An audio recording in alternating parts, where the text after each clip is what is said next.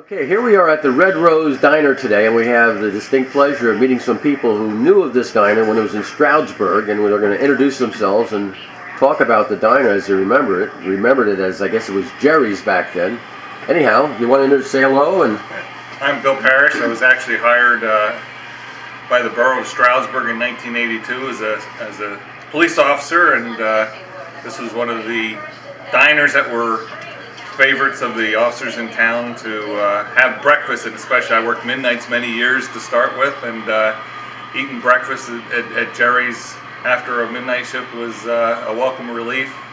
Maybe not so much after shift, but towards the end of shift. You'd be happy to know that every Wednesday we give away free donuts here.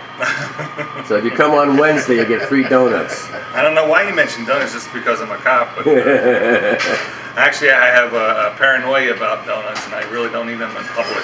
Okay.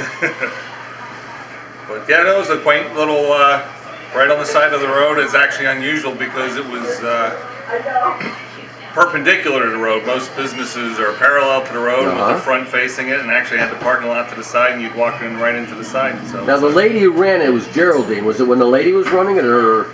Yes. Okay, and she ran this place more or less alone, or? As much as I can recall, it was the mid '80s when I was down there. So We've got a lot. We'll take our apparently she's still alive. We're trying to get her up here.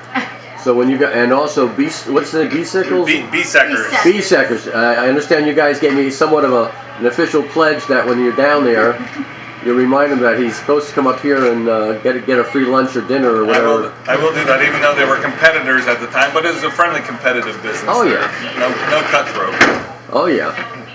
So you basically were there when they essentially when they took it away, I guess. Yep, You still, and when did you finally stop being the police chief down there? I just retired as police chief in March. Oh wow! So you definitely were there during the whole span of that. Yep, 34 years in that area, and now I retired to take over the chief of police job at East Stroudsburg University. Oh great!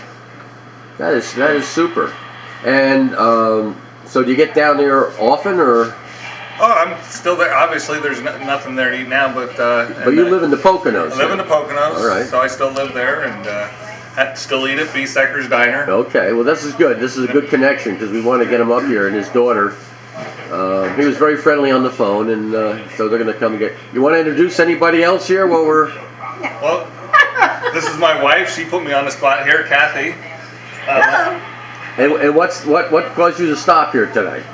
We were hungry. Hungry. That and there was no place else to eat. Okay. But it looked cute and quaint, so we thought, why not? Why not? Well, that's great. We're really happy to have you here. It was delicious. So and it was also a great it's choice. karma. It's good karma, and hopefully we'll be able to connect again with B-Sickers, and hopefully he can grab Geraldine or whatever Jerry's.